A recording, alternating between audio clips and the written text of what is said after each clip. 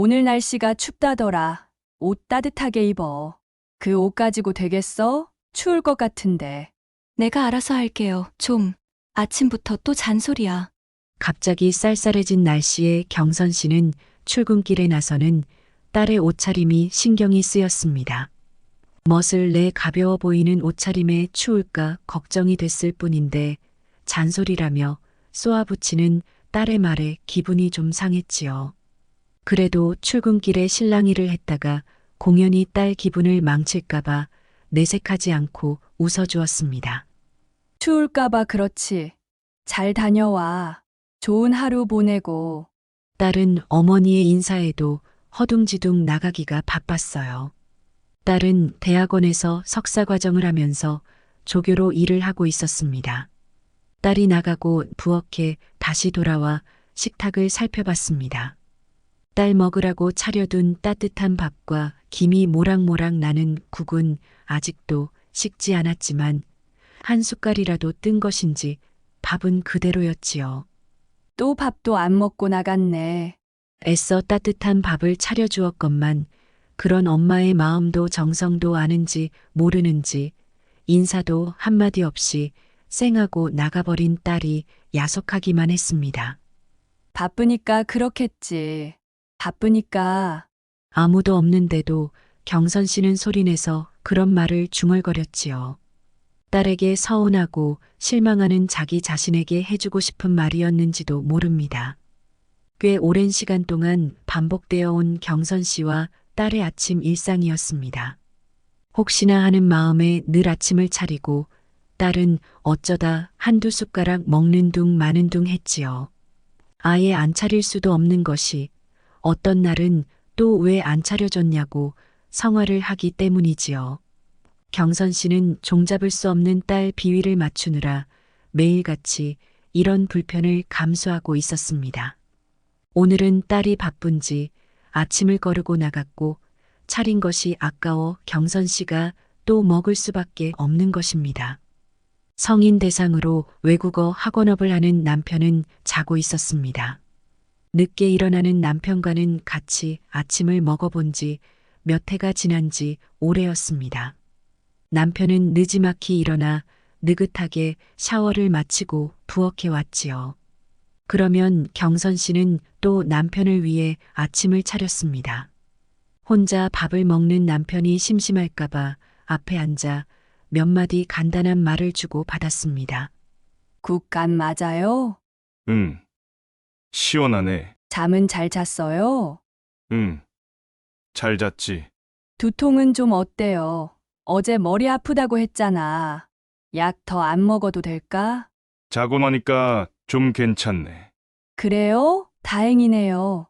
혜주는 아침도 안 먹고 출근했어요. 요즘 매번 그러네. 밥 차려주지 말까 봐요. 뭐야? 엄마가 돼서 그런 말을 해. 바쁘니까 걸을 때도 있겠지. 애가 일하랴, 공부하랴 바쁘고 힘들 것 아니야. 밥 차리는 게 뭐 힘들다고. 밥 차려보지도 않은 사람이 말은 쉽게 하네. 아침부터 바가지 긁지 말고. 바가지 긁기 아직 시작도 안 했거든요. 자신의 마음을 몰라주는 남편이 얄미워서 눈을 흘기는 경선 씨. 그래도 남편이 걱정돼서 결국 접고 들어가는 것은 언제나 경선 씨입니다. 밥 먹고 영양제 여기 오늘분 챙겨놓은 거 꼭 먹어요. 알았어. 잔소리 좀 작작해. 아침부터 내가 무슨 잔소리를 했다고 그래요? 그냥 영양제 먹으라고 한 것뿐인데. 매일 먹는 건데 당연히 알아서 먹겠지. 그걸 굳이 이야기해. 성가시게. 혹시라도 깜빡할까봐 이야기해주는 거잖아요. 그걸 또 그렇게 이야기해서 이상한 사람을 만들어요? 아, 그만 좀 해. 아침부터 성질나게. 남편은 숟가락을 탁 내려놓고는 부엌을 나가버렸습니다. 남편이 일어나 같이 대화를 한 것이라고는 남편의 안부 그리고 딸의 안부뿐이었습니다. 경선 씨가 어떤지 물어봐주는 사람은 아무도 없었지요. 경선 씨는 서럽고 서운했지만 이런 일은 사실 무수히 여러 번이었습니다. 그랬기에 경선 씨는 습관적으로 그런 감정을 또 속으로 꿀꺽 삼키고는 언제나 그랬듯 그저 경선 씨가 해야 할 일을 했습니다. 남편이 먹고 일어난 자리를 치우고 음식을 정리해서 냉장고에 넣고 설거지를 했지요. 그것이 경선 씨가 하루를 시작하는 오래된 일과였습니다. 새로울 것도 좋을 것도 없는 그런 아침이었지요. 늘 가족들은 경선 씨를 귀찮은 존재처럼 대했고 경선 씨는 늘 서운했지만 그 문제에 대해 아무도 이야기를 꺼내지 않았습니다. 모두들 그저 그것이 당연하다고만 여기는 것 같았습니다. 경선 씨 스스로조차도 말이지요. 남편까지 출근을 하자 경선 씨는 집에서 혼자가 되었습니다. 스포츠 센터에 가서 운동을 하고 오는 길에 장을 봐서 집에 왔지요. 그리고 또 음식을 준비했습니다. 저녁에 올 딸과 늦게 퇴근하는 남편을 위해서였습니다. 일찌감치 음식 준비를 마친 경선 씨는 시계를 봤습니다. 저녁 5시. 딸이 집에 오려면 7시 정도는 되어야 하고 남편은 밤 늦게나 오지요. 경선 씨는 독립해서 따로 살고 있는 아들에게 전화를 해보았습니다. 엄마다. 별일 없지? 네, 엄마. 근데 왜요? 왜는 무슨. 그냥 궁금해서 안부 차 전화한 거지. 엄마가 전화할 수도 있는 거 아니야? 특별한 일 없으면 다음에 통화해요. 지금 좀 바빠요. 그러니? 그래, 그럼. 밥 잘 챙겨 먹고. 알았지? 엄마는 할 말이 밥밖에 없어요. 맨날 그놈의 밥 타령이야 지겹게. 알았어. 끊어요. 그냥 끊어도 될 것을 굳이 따지듯 한마디 하고 끊는 아들도 다정함이라고는 하나도 없었습니다. 경선 씨는 괜히 전화를 했나 후회가 되었습니다. 요즘에는 그래요. 대체 내가 왜 사나 그런 생각이 자주 듭니다. 나름 한다고 열심히 해서 키우고 또 대접해주고 했는데 저를 대하는 가족들의 태도를 보면 아무도 감사해야 하는 것 같지 않고 그저 저를 귀찮은 존재 취급만 하는 것 같아요. 너무 섭섭하고 속이 상합니다. 그런데 웃긴 건요. 이런 일들이 반복되니까 또 익숙해진다는 거예요. 애들하고 남편이 저를 이렇게 대하는 것에 저도 익숙해져 가는 것이 속상하면서도 어쩔 수가 없네요. 경선 씨는 속상한 마음을 달래는 방법으로 어쩌면 그냥 현실에 적응하는 방법을 선택한 것 같습니다. 어쨌거나 가족이고 사랑하는 가족을 위해 자기 역할을 다하는 것이 자신의 본분이라 여기는 헌신적인 경선 씨였으니까요. 얼마 전에는 경선 씨 남편의 생일이었습니다.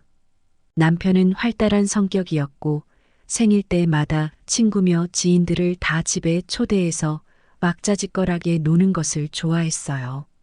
이번에도 음식 많이 해서 한번 신나게 놀자고. 당신이 수고 좀 해줘. 알았어요. 뭐 특별히 주문하고 싶은 것 있으면 알려줘요. 고기하고 회는 내가 사올게. 잡채하고 나머지 음식은 당신이 솜씨 발휘 좀 해줘야지 뭐. 알았어요. 경선 씨는 열심히 밖에서 일하는 남편을 위해 생일상을 언제나 상 다리가 휘어지게 차려주곤 했지요. 이번에도 하루 종일 열심히 준비해서 남편 체면도 세워주고 생일인 만큼 남편을 위한 하루를 만들어주려고 최선을 노력을 다했습니다. 좋아하는 이들과 자신이 한 음식을 먹으면서 즐거워하는 남편을 보는 경선 씨 마음은 흐뭇했습니다. 음식이 어째 드실만 한가요? 네. 형수님 음식 솜씨가 정말 대단하세요. 어떻게 해마다 이렇게 잔뜩 생일상을 차려주실 수가 있어요? 그냥 밖에서 외식을 했으면 형수님이 편하셨을 텐데 정말 대단하세요. 무슨 소리야. 생일이니까 당연히 집에서 대접을 받아야지. 밖에서 사 먹으면 내 돈 나가는 건데 생일자로서 보람이 없잖아. 우와, 정말 간 큰 남편이시네요. 형수님, 어떻게 형님이 이렇게 말할 수가 있습니까? 형수님이 너무 잘해주셔서 그렇잖아요. 그냥 굶겨요. 그래야 형수님 고마운 줄도 알죠. 굶기라니. 나 같은 남편이 어디 있다고 그래? 다들 일찍 명퇴하고 돈도 못 버는 나이에 나는 일찍 창업해서 정년도 없고 아직도 돈만 잘 벌어다 주잖아. 그러니까 마누라가 이렇게 대접을 해주는 거야. 다들 나 보고 배워. 경선 씨는 남편과 남편 친구들이 하는 말을 그냥 흘려들었습니다. 남편 말이 뭐 틀린 건 없었죠. 하나 빼고요. 남편이 생일 때 외식을 하면 손해라는 말을 하던데 그 말이 좀 서운하더라고요. 저는 생일이니까 남편 생각해서 제가 해주고 싶어서 자발적으로 해준 건데 남편은 마치 응당 자신이 받아야 할 것을 받는다는 식으로 이야기를 하더라고요. 제가 무슨 집에서 일하는 식모도 아니고 그런 식으로 저를 취급하는 것이 좀 불쾌했어요. 하지만 결혼 생활이라는 것이 그렇잖아요. 시시콜콜 불만족스러운 것 있을 때마다 다 따지고 들면 한도 끝도 없이 힘들어지는 것이 결혼이죠. 신혼 초에 저 사람하고 몇 년을 매일같이 싸우다가 어느 순간 이러다 이혼하겠구나 싶어서 그냥 제가 어떤 부분은 참게 되었어요. 그렇게 산 것이 오늘까지 오게 된 거죠. 덕분에 아이들도 잘 키웠고 저 사람이 부족한 점도 많지만 또 잘하는 점도 많으니까요. 애써 나쁜 점을 자꾸 생각하지 않으려고 노력하는 편이에요. 그런 생각을 해봤자 남편이 꼴 보기 싫어질 테고 그럼 결국 힘들어지는 사람은 저니까요. 경선 씨는 자신의 결혼 생활에 대한 자부심이 있었습니다. 가족에게 모든 것을 헌신했기 때문이었지요. 두 자녀를 성인이 되도록 잘 키워냈고 남편과 어느 정도의 노후 자금도 모아두었습니다. 그런 생각을 하면 자신이 뿌듯했어요. 하지만 왜인지 자꾸 마음 한구석이 공허한 것은 어쩔 수가 없었습니다. 잘 큰 자식들도 노후 자금도 경선 씨 마음의 허전함을 채워주지는 못했어요. 그러던 어느 날이었습니다. 엄마, 대학원 연구 과제로 설문조사를 좀 해야 하거든요. 이게 노년 여성의 우울증 실태에 대한 건데, 엄마가 엄마 주변 사람들한테 이거 좀 받아다 줄 수 있을까? 노년 여성의 우울증? 몇 명한테 받아야 하는 건데? 내가 받아야 하는 건 한 20명 정도인데, 될까? 20명이나 돼. 엄마가 아는 사람이 그렇게나 되지는 않을 텐데. 아니, 엄마가 그렇게 소극적으로 생각하면 안 되고, 원래 이런 건 얼굴에 철판 깔고 막 부탁하고 그래야 하는 거야. 엄마 운동 다니는 곳에 나이 좀 드신 분들 많잖아. 5,000원짜리 문화상품권 하나씩 나눠드려요. 여기 있어. 알았어. 고마워요, 엄마. 다음 주까지 꼭 좀 부탁해. 딸은 부담스러운 부탁을 경선 씨에게 떠넘기고는 활짝 웃었지요. 경선 씨는 어쩔 수 없이 헬스장에 설문조사지를 가져갔습니다. 오늘따라 운동을 하러 온 또래 여성이 많지 않았어요. 경선 씨는 데스크에 가서 문의를 했지요. 저 혹시 여기 데스크에서 이 설문지를 좀 나이 드신 여성분들이 가져가실 수 있게 해 주실 수 있나요? 설문해 주시면 제가 문화상품권을 하나씩 드리려고 하는데요. 죄송하지만 저희는 그런 업무를 대신 해드릴 수는 없습니다. 저희 센터에서 그런 부탁을 하시는 것도 금지되어 있습니다. 아니, 이건 그냥 설문조사일 뿐인데 그것도 안 되나요? 네네. 저희 방침이라서요. 회원님들께 그런 불편을 드리면 안 된다는 것이 저희 센터 규칙이라서요. 양해 부탁드려요. 안내원은 그런 행위를 일절 허용하지 않는 것이 방침이라며 안 된다고 했지요. 앞이 캄캄해진 경선 씨는 설문지를 그냥 그대로 다시 들고 나왔습니다. 그러다 집에 와서 친구들에게 문자를 보내봤어요. 몇 명의 친구들과 모인 자리에서 딸 부탁이라며 밥까지 사면서 설문지 작성을 부탁했지요. 우리 딸이 이걸 다음 주까지 꼭 좀 해달라고 해서 말이야. 바쁜데 미안해. 많이들 먹고 한 개씩 좀 부탁할게. 혹시 주변에 이런 거 해줄 만한 사람 있으면 좀 해서 주면 안 될까? 내가 직접 가지러 갈 수 있는데. 경선 씨는 가까운 친구들을 통해서 간신히 10개의 설문을 받아냈습니다. 친구들에게 부탁을 하면서 문화상품권만 주기가 왠지 민망했던 경선 씨는 친구들을 만날 때마다 밥을 사겠다고 자처했고, 그렇게 밥을 사다 보니 꽤 많은 돈이 나갔지요. 아직도 설문지는 10개나 남아 있었지요. 경선 씨는 고민을 하다가 딸에게 말했어요. 예, 나 이거 10개는 했어. 여기 있다. 근데 나머지는 네가 어떻게 하면 안 되겠니? 밖에 나가서 지나가는 사람들한테 부탁을 하던가 아니면 노인회관 같은 데에 직접 가서 설명을 하고 좀 받으면 안 되겠니? 엄마, 내가 바쁘니까 엄마한테 부탁한 거잖아요. 엄마는 하루 종일 집에서 특별한 일도 없으면서 그런 것도 못 해줘. 엄마가 방금 말 잘했네. 엄마가 노인회관에 가서 부탁해봐요. 아, 안 돼. 이게 나이가 완전히 노인이면 인지 능력 때문에 설문 작성이 힘들 수 있어. 그러니까 60대 정도 나이면 제일 좋아. 그러니까 노인회관 가지 말고 차라리 마트 문화센터 같은 데 가는 게 낫겠다. 엄마, 나이 꼭 체크해야 돼. 알았죠? 딸은 경선 씨에게 당부를 하고는 다시 설문지를 떠넘겼습니다. 경선 씨는 너무 짜증이 났지만 바쁘다는 딸의 말에 늘 그랬듯 자신의 감정은 속으로 삼키고 말았어요. 손에 여전히 들려있는 설문지 10개. 평소 낯을 많이 가리는 경선 씨는 낯선 사람에게 이런 부탁을 하는 것이 몹시 힘들었지요.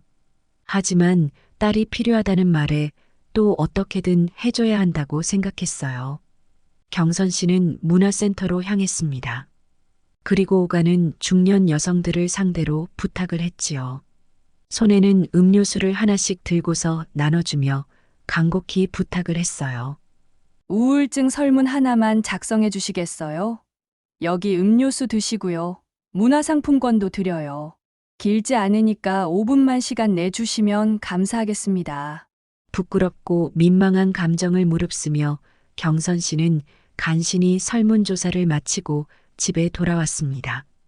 그리고 완성된 설문 10개를 딸에게 건네주었지요. 여기 다 했다. 정말. 와, 엄마. 정말 고마워요. 너무 애쓰셨어요. 딸은 설문지를 냉큼 받아들고는 방으로 쏙 들어가 버렸습니다. 그 모습에 경선 씨는 허탈했지요. 60대 여성의 우울증에 대한 설문조사라면 경선 씨도 해당하는 부분인데 경선 씨는 공연히 딸이 걱정이라도 할까봐 자신은 설문을 하지 않았습니다. 그런데 그런 걱정이 무색하게도 딸은 엄마는 해봤느냐, 엄마는 우울증에 대해 어떻게 느끼냐는 식의 질문조차도 하지 않았지요. 바쁘니까 그런가 보다 했지만 어떻게 엄마가 그 일을 해서 준 건지 한마디 물어보지도 않는 게 내심 서운했습니다. 나도 난생 처음이었어요. 생판 모르는 사람들 붙잡고 그런 부탁을 해본 것이요. 이사도 많이 다니고 서울이 본래 제 연고도 아니고 해서 제가 이곳에 아는 지인이 많지가 않거든요. 그러다 보니 시간은 또 없고 해서 어쩔 수 없이 궁여지책으로 모르는 사람들 붙잡고 부탁을 했던 건데 정말 제 성격에는 쉽지 않은 일이었어요. 그런데 그런 엄마 입장을 우리 딸이 한 번이라도 진지하게 생각을 해보기는 한 건지 너무 당연하다는 듯 가져가 버리고 엄마 기분은 묻지도 않으니까 정말 너무 서운하더라고요. 딸이지만 정말 꼴 보기가 싫고 그냥 빨리 독립해서 나갔으면 하는 마음이 들었습니다. 2번 다시 이런 부탁을 하면 절대 들어주지 말아야겠다. 그냥 그런 생각만 들었어요. 경선 씨의 마음에 서운함이 한 겹, 또 한 겹씩 계속해서 켜켜이 쌓여가고 있었습니다. 겨울이 오고 있었습니다. 연말연시라 다들 바빠지는 시기였지요. 남편은 또 막년회며 송년회며 모임을 갖느라 떠들썩하고 신나는 시간을 보내고 있었습니다. 경선 씨도 덩달아 남편의 모임 뒤치다꺼리를 하느라고 분주하고 바빴지요. 그러다 문득 뭔가 허전하다는 것을 깨닫게 된 경선 씨. 어머나, 내 생일이 지났잖아. 뭔가 이상해서 달력을 본 경선 씨는 자신의 생일이 일주일이나 지나버렸다는 것을 뒤늦게 깨닫게 되었습니다. 세상에, 내 생일도 까먹다니. 올해 유독 남편은 한이 맺힌 사람처럼 모임을 만들어댔고 딸은 대학원에서 바쁘고 스트레스가 심하다며 히스테리를 부렸지요. 독립한 아들이 반찬을 갖다 달라고 해서 이참에 김장을 해야지 하면서 김장도 하고 반찬도 했어요. 정말 이번 달 한 달을 눈코 뜰 새 없이 바쁘게 지냈는데 그러다 보니 글쎄 내 생일도 까먹은 거예요. 경선 씨가 사실 생일을 깜빡한 것은 처음 있는 일은 아니었습니다. 하지만 가족 중 누구라도 경선 씨의 생일을 기억해서 챙겨주곤 했기에 경선 씨는 생일을 놓친 적은 없었지요. 엄마, 생신 축하드려요. 엄마, 축하해요. 여보 생일이잖아. 이거 선물이야. 누구든 경선 씨 생일을 기억했고 평소 냉랭하고 썰렁했던 가족이었어도 생일만큼은 절대 그냥 넘어가는 일은 없었습니다. 그러나 올해는 아무도 경선 씨 생일을 기억한 사람은 없었습니다. 경선 씨는 핸드폰을 켜보았지요. 혹시 누군가 문자라도 남기지 않았을까 싶어서였지요. 하지만 아무런 연락도 없었습니다. 일주일이 지난 그 시점까지도 말이지요. 갑자기 허탈함이 밀려들었습니다. 내가 왜 김장을 하고 반찬을 했지? 누굴 위해서 사람들을 초대해서 음식을 하고 뒤치다꺼리를 했지? 경선 씨는 뭔가 아주 많이 잘못됐다는 생각을 하게 됐습니다. 조용히 거실에 혼자 멍하니 있던 경선 씨는 뭔가 결심을 했어요. 그리고 방에 들어가 큰 여행 가방을 꺼냈습니다. 거기에 닥치는 대로 옷을 집어넣었지요. 그땐 그냥 떠나야겠다는 생각만 머리에 떠올랐습니다. 어차피 내가 없어도 아무도 모를 것 같았어요. 이렇게 내 존재를 가벼이 여기는 사람들이 정말 가족인가? 난 그렇게 생각했죠. 아무리 열심히 해줘도 내 몸이 부서지도록 헌신을 해도 아무리 서운하고 서러운 감정을 속으로 삼켜도 결국 알아주는 사람은 하나도 없잖아요. 그러니 내가 여기서 이렇게 사는 게 무슨 의미가 있나? 그런 생각이 들었습니다. 그래서 그냥 충동적으로 가방을 쌌죠. 그리고 그 길로 집을 나왔습니다. 경선 씨는 그렇게 태어나서 처음으로 평생 살던 집에서 가출을 하게 된 것입니다. 사실 예전에도 비슷했어요. 늘 서운하고 서러웠죠. 하지만 그래도 무슨 날이면 저를 챙겨주고 고맙다, 애썼다, 애들과 남편이 해줬던 그 한마디에 1년 1년을 의지해서 살았나 봅니다. 그래도 날 소중히 여기고는 있겠지. 내가 고마운 줄을 모르는 건 아니겠지. 그렇게 마음의 위안을 삼으면서 하루하루를 버텼던 것 같아요. 그런데 내가 올해는 유독 힘들었는데도 다들 저의 존재를 아무렇지도 않게 여기는 것을 보니 이 집에서 더 이상 내 역할이 없다는 생각이 들었습니다. 내가 더 헌신할 가치가 있나? 대체 누가 날 필요로 한다고 그런 노력을 해야 하나? 그런 생각이 든 거죠. 경선 씨는 그 길로 고향에 내려갔습니다. 부모님을 찾아뵙고 철없던 어린 시절처럼 방구석에 누워 고구마와 귤을 까먹으며 뒹굴거리고 놀았습니다. 생각보다 마음이 너무 편했어요.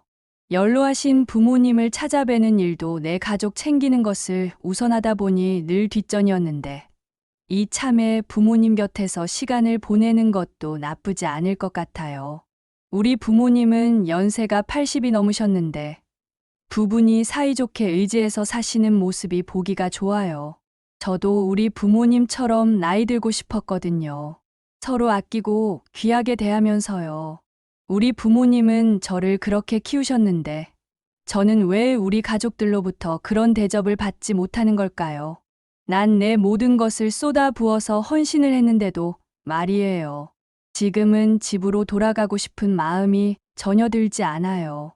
경선 씨는 내친 김에 그냥 부모님 노후나 돌보며 부모님 곁에서 같이 살까 그런 생각마저 들었습니다. 내 배 아파 낳은 자식들, 평생을 뒷바라지해준 남편이 이토록 멀게 느껴지기만 하는데 가족이 다 무슨 소용인가 그런 마음이었으니까요. 여보, 대체 갑자기 친정에는 왜 간 거야? 말도 없이. 사람을 이렇게 놀라게 하면 어떻게 해? 남편은 옷가지를 다 싸들고 나가서는 밤이 늦도록 안 들어오는 경선 씨 때문에 깜짝 놀랐고 버럭 화를 냈지요. 당신이 뭐 나를 신경을 쓰긴 해요? 당신은 모임 많고 노느라 바쁘잖아요. 그러니 나 신경 쓰지 말고 각자 볼 일 봅시다. 난 당분간 집에 안 갈 거니까 그런 줄 알아요. 남편은 아직도 경선 씨 생일이 지났다는 사실을 깨닫지 못했어요. 경선 씨도 굳이 그 말을 꺼내지 않았지요. 문제는 단순히 생일이 아니니까요. 생일이야 뭐 바쁘면 깜빡할 수도 있죠. 상대방에 대한 마음이 있는지 그게 중요한 것 아니겠어요? 저는 최근 가족들로부터 정말 하찮은 사람 취급만 받았어요.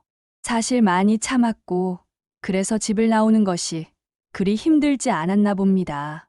어차피 제가 애들하고 남편한테는 원 없이 다 해줬다고 생각해요.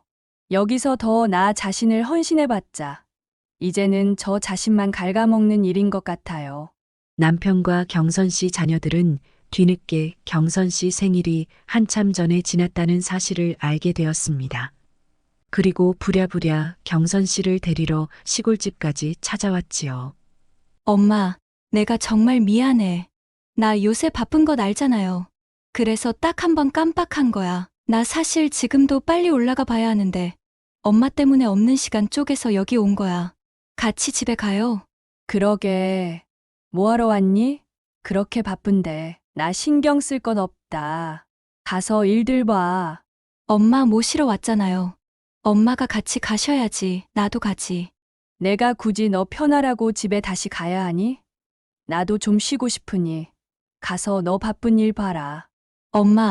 엄마 이러면 내가 너무 불편하잖아요. 넌 대체 뭐가 그렇게 맨날 불평이니? 엄마가 평생 너 비위 맞춰주며 살았으면 됐지. 엄마가 이 나이 먹고 너 이만큼 키워주고도 너 편하라고 집에 가야 되니? 정말 해도 너무하는구나. 시끄럽고 빨리 가. 난 내가 가고 싶을 때 갈 거니까. 그런 줄 알아. 여보, 그러지 말고 갑시다. 생일 안 챙겨줘서 내가 너무 미안하네. 응? 내가 참 염치도 없지. 당신 부려먹기나 하고 생일도 안 챙겨주고. 그치? 내가 서울 가서 아주 비싼 식당에서 멋진 음식을 대접해줄게. 늦었지만 지금이라도 생일 파티 합시다. 돈 뿌리면서 생색내는 생일 파티 다 필요 없어요. 나도 돈 있고 얼마든지 밥 사 먹을 수 있어요. 사람이 평생 마음으로 잘 대해준 걸 당신은 그냥 비싼 밥 한 끼 사주는 걸로 갚을 수 있다고 생각해요? 난 한 번도 당신한테 뭐 사달라 하지 않았어요. 언제나 뭐 해드릴까 그것만 물었어요. 내가 해주고 싶어서요. 당신한테 잘 해주고 싶었으니까요. 그런데 당신은 나한테 한다는 말이 고작 비싼 밥 사준다는 거예요? 나는 할 만큼 했어요. 당신한테도. 그러니 나도 이제 내 마음대로 좀 살아보고 싶네요. 쉬고 싶기도 하고요. 엄마, 이러지 마시고 사과 받으시고 집에 가서 쉬세요. 여기 계셔봤자 뭐 할 일도 없으시잖아요. 저희가 앞으로는 엄마 신경 쓰고 잘할게요. 네가 여기서 내가 할 일이 있는지 없는지 어찌 알고 말을 그렇게 하니? 너 말 잘했다. 넌 말만 하면 엄마한테 투박 주고 엄마를 무시했지. 그러면서 매번 김치 달라, 반찬 달라 하고 너 때문에 엄마가 생일까지 까먹으면서도 김치해서 너 갖다 줬어. 그런데도 넌 여기까지 와서 엄마한테 한다는 말이 그 꼬락선이냐? 너도 꼴 보기 싫다. 다들 꼴 보기 싫어. 그러니 빨리 다들 내 눈앞에서 사라져. 얼른. 경선 씨는 시골집에 찾아온 자녀와 남편을 모조리 쫓아냈습니다. 참고 참았던 감정이 터져나오자 가족들에 대한 서운함은 본물과도 같이 쏟아졌지요. 도저히 다시 집에 돌아갈 기분이 아니었습니다. 가족들은 어쩔 수 없이 경선 씨를 놔두고 다시 서울로 올라갔습니다. 경선 씨는 기약 없이 시골 부모님 댁에 머물게 되었지요. 처음 해본 가출인데 꽤나 길어지고 있네요. 모르겠습니다. 어쩌면 다시 돌아가지 않을 수도 있을 것 같아요. 나이가 드셨어도 우리 부모님은 저를 아끼고 사랑해 주시네요. 제가 좋아하는 음식을 아직도 기억하고 챙겨주시기도 하고요. 제 집에서 자식과 남편에게 보답받지 못한 노력만 수십 년을 했는데 부모님 집에 오니 마치 다시 사랑받던 어린 딸로 돌아온 것 같은 기분이 들어요. 기억이 새록새록합니다. 맞구나. 나도 누군가의 사랑받던 딸이었구나. 그런 생각이요. 그러다 부모님 얼굴을 보니까 왜 이렇게 늙으셨나 또 너무 슬퍼요. 부모님하고 같이 밥을 먹다가 같이 몇 번을 울었네요. 부모님은 절 보고 왜 이리 늙었냐 하시고 저는 엄마 아빠 왜 이리 나이가 드셨어요 하면서요. 난 우리 부모님께 배운 대로 헌신하고 사랑을 했다고 생각했는데 내가 뭘 잘못했던 걸까요?